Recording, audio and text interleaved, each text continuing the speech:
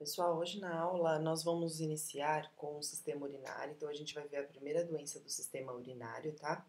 Esse sistema eu vou deixar ele dividido em algumas aulas, porque a gente vai ver até hemodiálise aqui, hemodiálise, diálise peritoneal, então é importante que a gente faça isso aos poucos para que a gente vá se acostumando. Então hoje a gente vai ver a primeira doença do sistema urinário e também a análise de um estudo de caso, como a gente fez lá atrás. Só que esse estudo de caso não tem a ver com o sistema urinário ainda, tá? Mas ele vai ter mais pra frente. Eu vou deixar um estudo de caso mais pra frente pra vocês. Então, esse a gente vai relembrar o que a gente já fez lá pra trás. Inclusive, a gente vai lembrar um tema bastante importante que fala sobre precaução de isolamento, para que quando a gente chegue lá na hemodiálise a gente entenda melhor o atendimento ao paciente, tá? Então, para que a gente saiba da doença, é importante que a gente relembre o sistema urinário. Então, ele é composto, né, como vocês estão vendo aqui na fotinho do lado, sobre os rins, né,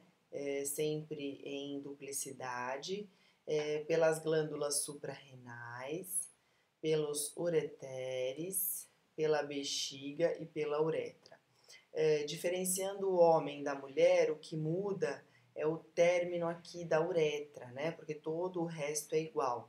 Mas a uretra, ela modifica no homem e na mulher, porque aqui, como vocês estão vendo, é uma foto feminina, e aí a uretra ela é um pouco mais curta em relação à uretra masculina, que percorre por todo o corpo do pênis. Então, é um pouco mais longa. Por que que isso é importante pra gente e a gente tem que ter isso em mente? Porque a gente vai cuidar de paciente idoso. E paciente idoso, por vezes, faz infecção urinária, que é a primeira doença que a gente vai ver. E é bastante recorrente em homens, porque não faz a higienização adequada da cabeça do pênis, ali na região da glande. O acúmulo de secreção, que é uma secreção natural que o próprio corpo produz, ali naquela região, sem a higiene adequada, propicia, né, a entrada de micro-organismo e aí faz com que o homem desenvolva infecção urinária. Então, por isso que é importante que a gente saiba um pouco dessa anatomia aí. Então, a função básica do rim é filtrar o produto de degradação metabólica e o excesso de sódio e de água do sangue. Então, aqui no rim passa o sangue, que é isso que vai ser filtrado, e auxilia na eliminação daquilo que for desnecessário para o organismo. Então, o que o organismo entende que não vai usar, ele é eliminado por meio do rim, né? Então, o rim tem a função de mandar embora. E aí ele vai mandar embora, só voltando rapidamente, o rim filtra, passa aqui pelo ureter, né, todo o conteúdo de urina e manda embora através aqui da bexiga e da uretra. Então, a bexiga nada mais é do que um acumulador, né, de uma caixa d'água que vai armazenar todo o conteúdo até que ele seja eliminado. Por que que também é importante que a gente saiba disso? Porque normalmente, pela proximidade mesmo, as infecções do trato urinário, elas se dão aqui na bexiga. Então, dificilmente uma infecção sobe. Porque se esta infecção, ou seja, se o micro-organismo conseguir percorrer o ureter e chegar ao rim, torna-se uma condição muito grave. Então, uma infecção de trato urinário alta, né, que é uma infecção que acomete os rins, pode levar o rim a uma falência renal e o paciente entrar em uma condição grave. Então, normalmente, as infecções, elas são detectadas aqui, ó, na bexiga, que é onde tem bastante urina acumulada, né, e bem propícia aí para desenvolver a infecção. Bom, a infecção do trato urinário, então, ela tem como sigla a ITU, como vocês estão vendo aqui, e a definição tem como, olha lá, tem em comum a presença de um número significante de micro-organismos em qualquer porção do trato urinário, que foi o que eu falei. Pode estar ali no ureter, na uretra, na uretra, na bexiga, no ureter, e também pode chegar ao rim. Lembrando que se ela chegar ao rim, vai ser tratado como uma condição grave, tá? Uma condição mais complicada. Os micro-organismos, eles podem estar presentes só na urina ou também já podem existir evidências de infecção. Então, existem alguns micro-organismos que são comuns ao nosso corpo. Eu deixei aqui a tabelinha para vocês, ó. Por exemplo, Aqui, ó, Escherichia coli. Escherichia coli é um micro-organismo que pode ser comum no nosso organismo, mas não no trato urinário. Se ele estiver lá em uma quantidade muito grande, ele entra em desordem, né, no nosso organismo e aí a gente desenvolve a infecção. Eu deixei aqui para vocês entenderem, ó, que esses micro-organismos, eles estão presentes no nosso corpo, né? Mas normalmente no trato gastrointestinal. E aí ele é comum para nós lá no trato gastrointestinal, ou seja, lá naquela região do ânus, por exemplo, ele não causa desordem. Por quê? Porque ele é comum àquela região. Mas quando ele invade o sistema urinário, aí sim torna-se uma condição de infecção, porque o sistema urinário não está acostumado com este micro-organismo. Então, ele acaba desenvolvendo a infecção, tá? Então, quais são as infecções mais comuns, né? Quais os micro-organismos mais comuns para infecção? A Escherichia coli, a Enterobacter, a Pseudomonas e a Serratia, tá? Vocês provavelmente viram ou estão vendo, né, ao mesmo tempo aqui em microbiologia, e estas são os micro-organismos mais encontrados quando são feitos exames, né, para detecção de infecção do trato urinário, certo? Outro ponto antes da gente passar, por que é importante eu saber que às vezes esses micro-organismos já fazem parte do sistema? Porque vejam, se eles são comuns lá no trato gastrointestinal, significa que ele está presente ali na região anal. E o que às vezes faz com que a pessoa desenvolva uma infecção urinária é a própria higienização inadequada. Então, mulher, por exemplo, se ela passar o papel de trás para frente, ela traz todo, né, de trás para frente, eu digo do ânus para a região vaginal, de trás, né, mesmo. Então, da região anal para a região vaginal. Ela traz todo esse conteúdo de micro-organismo para frente. E aí, esse acúmulo de micro-organismo que fica ali na região da uretra pode causar infecção. E no homem foi o que eu disse, o acúmulo de secreção que é própria mesmo ali da região peniana, né, que é a lubrificação natural, se ela não for lavada, né, ela cria um negócio chamado esmegma. Tem a característica de um queijinho branco, como se fosse um requeijão. Fica com essa característica porque está ali acumulado há muito tempo e aquilo ali vira um meio de cultura para desenvolvimento desses micro-organismos, tá? Bom, os fatores predisponentes, tá lá, o uso de roupa íntima sintética, então para quem está acostumado a usar calcinha ou cueca que não seja de algodão, abafar com meias calças, papel higiênico perfumado pode irritar a região, ou aqueles guardanapos sanitários que também tem bastante química, né? Relação sexual, porque às vezes a pessoa pratica relação sexual e faz penetração anal, e isso faz com que tanto o homem, se ele não utilizar preservativo, quanto a mulher, pela fricção mesmo ali, pode levar micro-organismo para a região. E também a passagem de catéteres vesicais, tá? Que é a sonda vesical de demora. Nos homens existe um fenômeno chamado hiperplasia, a hiperplasia da próstata, que faz com que a bexiga fique cheia por mais tempo. E aí aqui, nesse caso, acontece mais comumente nos idosos, tá? Isso porque são os idosos normalmente que têm a hiperplasia da próstata, ou seja, o aumento do tamanho da próstata, tá? E aqui a gente pode associar em pacientes acamados também, como fator predisponente, a utilização de fralda, né? Que vocês vão ver muito lá na clínica. Inclusive, o estudo de caso que vocês vão ver, vocês vão ler que a paciente tem uso de fralda. Quais são os sintomas mais comuns? Por ser uma infecção, a pessoa vai ter febre. É possível que a pessoa tenha dor tanto na região lombar quanto na região abdominal e dor também ao urinar. Mas eu quero puxar a atenção aqui para vocês para uma coisa. Embora sejam sintomas bastante característicos de infecção urinária, o idoso, de uma maneira geral, ele pode não apresentar esses sintomas. O idoso, ele pode ter outros sintomas, como prostração, então ele pode ficar mais quietinho, antes ele era mais falante, agora ele está mais quietinho, mas está com sinais vitais normais, não tem febre e não se queixa de dor, mas pode sim ser uma infecção urinária. Aliás, toda infecção para o idoso pode ser mascarados os sintomas, né? O idoso às vezes não demonstra, né, não desenvolve os sintomas comuns aos jovens, né, às pessoas de menos idade. Então, às vezes a gente apresenta febre logo de cara e aí a gente sabe que está com uma infecção, mas o idoso vai ficar mais quietinho, mais prostrado, ou pode ter uma alteração cardíaca, pode ter uma taquicardia, mas só essa, pode ter uma palpitação no peito. Então, os sintomas no idoso podem ser um pouco diferentes e o idoso ter a mesma doença que a gente, que é uma infecção, por exemplo. Por isso que o acompanhamento de um idoso lá na clínica médica, nosso acompanhamento tem que ser extremamente de perto, tem que ser extremamente individualizado, porque cada um dos nossos pacientes pode apresentar um sintoma diferente relacionado à mesma doença, tá? Como é uma infecção, tem que eliminar o micro-organismo, então não vai ter jeito, vai ter que usar antibiótico para matar o micro-organismo. Realizar a higiene íntima adequada do local, então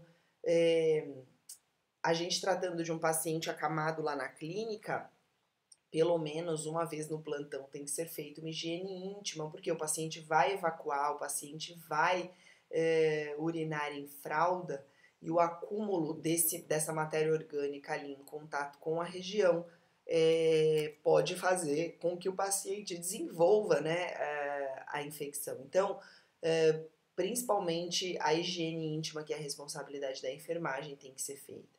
Ingesta abundante de líquidos e orientar o esvaziamento completo da bexiga. Isso é muito complicado para o idoso, porque ele nem toma muita água, porque ele não quer levantar para fazer xixi, e ele segura o xixi porque ele tem preguiça de ir até o banheiro. Então, se ele estiver acamado conosco, essa orientação tem que ser passada. Olha, o senhor está de fralda, ou não é necessário a fralda. Olha, eu vou colocar a comadre, ou vou te colocar na cadeira higiênica para te levar até o banheiro. E aí, finalmente, a gente chega aqui nos cuidados de enfermagem, olha lá. Se o paciente, então, for diagnosticado com infecção do trato urinário, a gente vai aplicar calor e banho de imersão quente, ajuda a aliviar a dor e a urgência de fazer xixi, porque quem já teve infecção urinária sabe, parece que está apertado toda hora, e no idoso não é diferente, muitas vezes eles têm até escape, né? Por isso que normalmente a gente deixa eles com fralda. Se não for possível banho de imersão, gente, banho de imersão é banho de banheira, tá?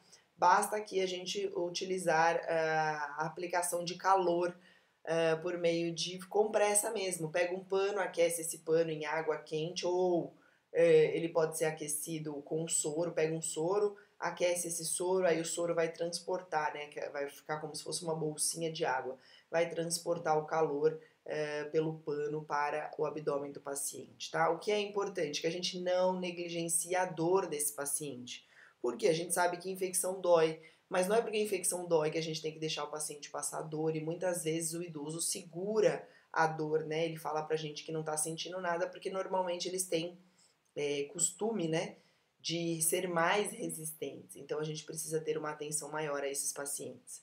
A gente vai estimular a ingestão de líquidos caso o paciente não tenha restrição, tá?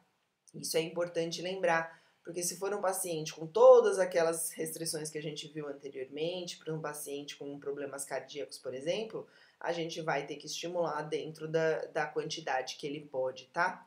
A gente orienta o esvaziamento completo da bexiga a cada 2, 3 horas. Então, se for um idoso que vai ao banheiro, que deambula, toda vez que a gente entrar no quarto, a gente tem que oferecer ajuda para ir até o banheiro com ele, porque às vezes ele não vai porque ele tem medo de cair, ou tá com preguiça, ou tá com frio, qualquer que seja a razão. Então, a gente precisa estimular isso daí, tá?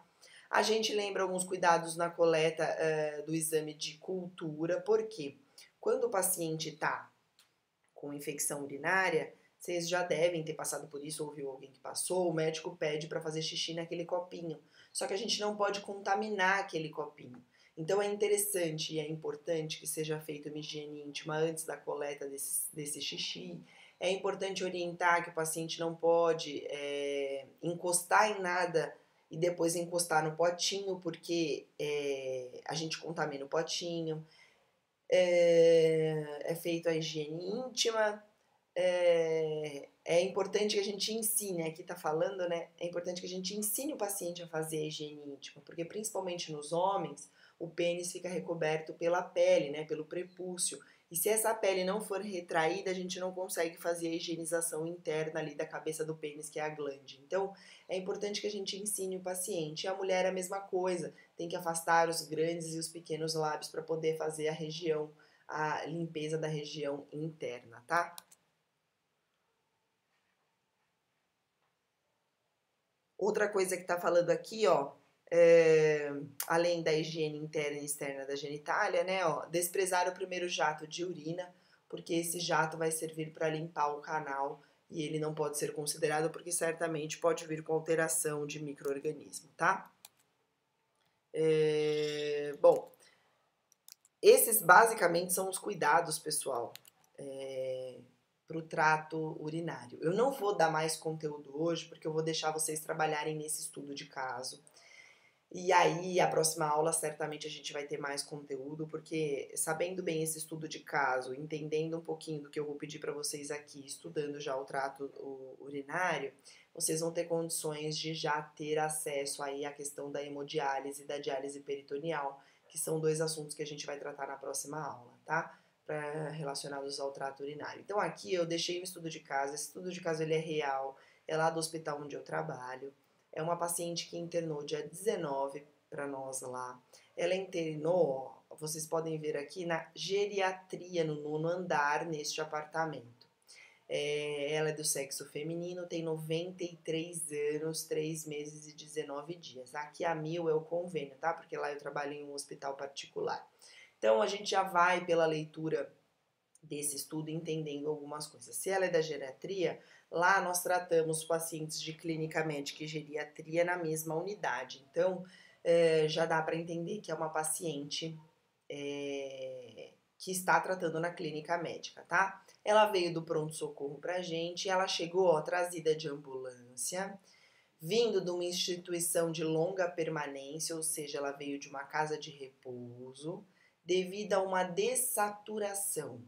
Para quem não conhece esse termo, dessaturação e oximetria de pulso lá abaixo de 92 é a mesma coisa, ou seja, ela estava com aquele aparelhinho que eu ensinei para vocês e ela estava saturando mal abaixo de 92.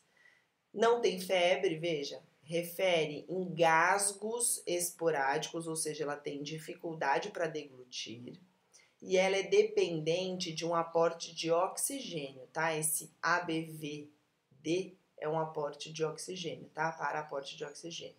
Ela é usuária de fralda, mas ela tem evacuação preservada e sinais vitais estáveis. O que é isso? Ela evacua normalmente e, além da dessaturação, ela não teve alteração nenhuma de sinais vitais naquele momento, tá? Ela tem aqui, ó, de comorbidades, ou seja, de problemas crônicos, a demência, ou seja, é uma paciente que tem confusão, né, na sua cognição. Então, se a gente for conversar com ela, ela provavelmente não vai conseguir levar uma conversa. A demência é isso, né? Ela vai lembrar de poucos assuntos que ela já está mais acostumada ou quer falar, mas ela não consegue desenvolver uma conversa, né? Ela não tem cognição para desenvolver a conversa. O médico prescreveu Rocefin, que é um antibiótico, Dalacin, que é um antibiótico também. Ele prescreveu exames laboratoriais, ela vai fazer uma tomografia de tórax e ela vai manter isolamento. Por quê? Foi diagnosticada com pneumonia lobar. O que é pneumonia? Vocês já sabem e é por isso que eu dei esse estudo de caso aqui para vocês, tá? Então eu vou deixar na plataforma e o que eu quero que vocês respondam é, primeiro, o que é pneumonia? Eu vou perguntar lá. E para a pneumonia, qual é o tipo de isolamento que a paciente tem que ficar, tá? Lembrando que ela vem de uma casa de longa permanência, de uma instituição de longa permanência. Então lá eu já vou deixar, mas eu vou colocar para vocês qual é o tipo de isolamento que ela tá, mas eu vou querer saber quais são os cuidados em relação ao isolamento. Como que a gente tem que tratar o paciente, como a gente, profissional da enfermagem, vai se comportar em relação ao isolamento, tá? E aí, a segunda parte, deixa eu mudar aqui, peraí.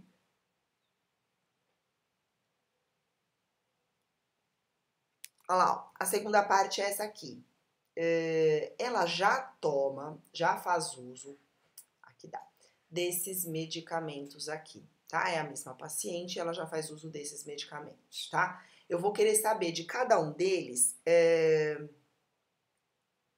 o que é um remédio, né? Então, seja, para que ele serve e qual é a dose que ela vai tomar durante o dia inteiro. Porque eu coloquei aqui nesse próximo slide para vocês as caixinhas do medicamento.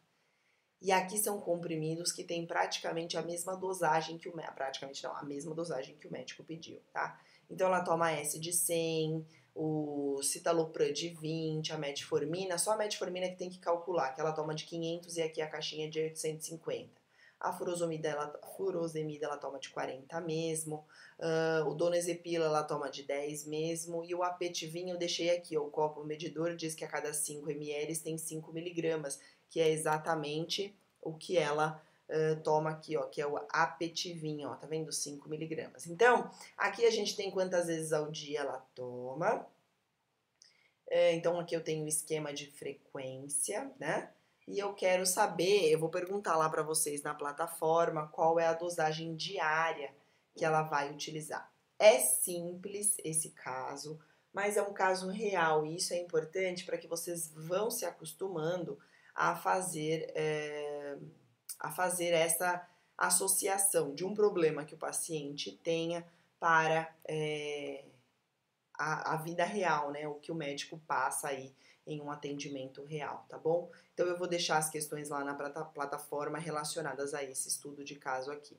E aí, aula que vem, a gente já começa com as diálises, que a gente vai precisar relembrar um pouquinho dos isolamentos, por isso que eu dei esse caso hoje, tá bom, pessoal? Bons estudos!